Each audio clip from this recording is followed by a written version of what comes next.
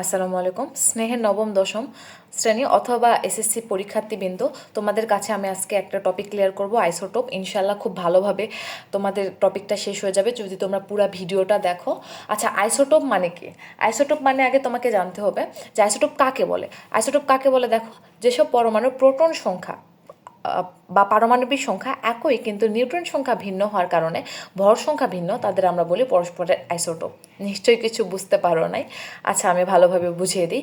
দেখো, প্রোটন সংখ্যাকেই কিন্তু পারমাণবিক সংখ্যা বলে, তোমরা জানো? আইসোটোপের শেষে কী লেখা থাকে দেখো, আইসোটোপ মানে কি? আইসোটোপ শেষে কি থাকে? প। এই পতে হয় কি? প্রোটন সংখ্যা। তার মানে দেখবা, যাদের প্রোটন সংখ্যা সেম হয় কিন্তু নিউট্রন সংখ্যা ভিন্ন হওয়ার কারণে ভর সংখ্যা আলাদা হয়। আচ্ছা, ভর সংখ্যা কি? ধরো আমি তোমার কার্বন 3টা কার্বনের আইসোটোপ নিলাম, প্রত্যেকটা কার্বনের প্রোটন সংখ্যা বা পারমাণবিক সংখ্যা 6। একটার ক্ষেত্রে 12 ভর সংখ্যা, একটা 13, একটা 14। এই যে মাথার উপরে যেগুলো লেখা আছে এগুলোকে আমরা বলি ভর সংখ্যা।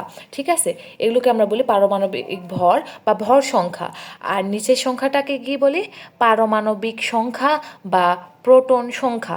তাহলে দেখো, এই যে ভর সংখ্যার সাথে যদি আমি প্রোটন সংখ্যা বিয়োগ দিই, প্রোটন সংখ্যা, তাহলে আমি কি পাই বলো? তাহলে আমরা পাই নিউট্রন সংখ্যা। তাহলে নিউট্রন সংখ্যা কিভাবে বের করবা? ভর সংখ্যার সাথে প্রোটন সংখ্যা বিয়োগ দিলে খুব সহজে নিউট্রন সংখ্যা বের করবা। দেখো এইখানে তাহলে নিউট্রন সংখ্যা কত হবে? 12 বিয়োগ 6, 6। এই ক্ষেত্রে নিউট্রন সংখ্যা কত হবে? 13 বিয়োগ 6। এক্ষেত্রে নিউটন সংখ্যা 7। এই ক্ষেত্রে নিউটন সংখ্যা কত হবে দেখো? 14 বিয়োগ 6। এই ক্ষেত্রে হবে 8। দেখো, খুব ভালো করে দেখো, কার্বনের প্রত্যেকটারই পারমাণবিক সংখ্যা বা প্রোটন সংখ্যা 6, কিন্তু নিউট্রন সংখ্যা প্রথম ক্ষেত্রে 6, দ্বিতীয় ক্ষেত্রে কত আছে দেখো? 7, তৃতীয় ক্ষেত্রে 8। অর্থাৎ নিউট্রন সংখ্যা পরিবর্তন হওয়ার কারণে প্রত্যেকটা কার্বনের ভর সংখ্যা পরিবর্তন হয়ে গিয়েছে। এই যে আমরা সংজ্ঞায় পড়েছিলাম যে সেসব পরমাণুর প্রোটন সংখ্যা বা পারমাণবিক সংখ্যা একই। দেখো, এখানে প্রত্যেকটা কার্বনের পারমাণবিক সংখ্যা একই 6, কিন্তু নিউট্রন সংখ্যা ভিন্ন হওয়ার কারণে দেখো প্রত্যেকের নিউট্রন সংখ্যা ভিন্ন হয়েছে, কখনো 6, কখনো 7, কখনো 8 হওয়ার কারণে ভর সংখ্যা ভিন্ন হয়, তাদের পরস্পরের আইসোটোপ বলে। দেখো, এখানে নিউট্রন সংখ্যা চেঞ্জ হয়, ভর সংখ্যাও কিন্তু 12, 13, 14 হয়েছে, যার ফলে এই প্রত্যেকটা কার্বনকে আমরা বলতে পারি পরস্পরের আইসোটোপ। বুঝেছো? আচ্ছা, এক্সাম্পলের আরেকটা খুবই কমন এক্সাম্পল তোমরা সবসময় দেখবা হাইড্রোজেন দিয়ে দেওয়া থাকে। যেমন হাইড্রোজেন, দেখো কখন হাইড্রোজেনের সবগুলো ক্ষেত্রেই কিন্তু নিচে কি থাকে বলো? আমরা নিচে যেগুলো থাকে তাদের আমরা বলি পারমাণবিক সংখ্যা বা প্রোটন সংখ্যা, আর উপরেরগুলোকে বলি ভর সংখ্যা। দেখো এখানে নিউট্রন সংখ্যা কি? এই যে ভর সংখ্যার সাথে পারমাণবিক সংখ্যা বা প্রোটন সংখ্যা বাদ দিব, তাহলে আমরা কি পাবো? নিউট্রন সংখ্যা। দেখো, এই ক্ষেত্রে নিউট্রন সংখ্যা পাবো 0, এই ক্ষেত্রে কত পাবো? 1, এই ক্ষেত্রে কত পাবো? 2। এই যে নিউট্রন সংখ্যা ভিন্ন হয়েছে, যার ফলে ভর সংখ্যাও ভিন্ন হয়ে গেছে। এই 3টা হাইড্রোজেনকে আমরা পরস্পরের কি বলতে পারবো? আইসোটোপ বলবো। কিন্তু দেখো, একটা জিনিস মনে রাখবা, যখন হাইড্রোজেনের ভর 1 হয় তখন আমরা সেই হাইড্রোজেনকে বলি প্রোটিয়াম, যখন 2 হয় তাকে আমরা বলি ডিউটেরিয়াম, আর 3 যখন হয় তাকে বলি ট্রাইটিয়াম। তোমরা এটা খুবই ভালোভাবে মনে করবা, এটা এসএসসিতে এমসিকিউ ম্যাক্সিমাম টাইমে আসে।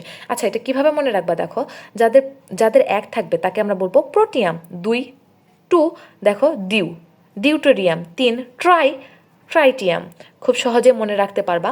আচ্ছা, এখানে জানার আরেকটা বিষয় আছে যে প্রোটন সংখ্যা ভিন্ন হওয়ার কারণে, দেখো এদের প্রোটন সংখ্যা ভিন্ন হওয়ার কারণে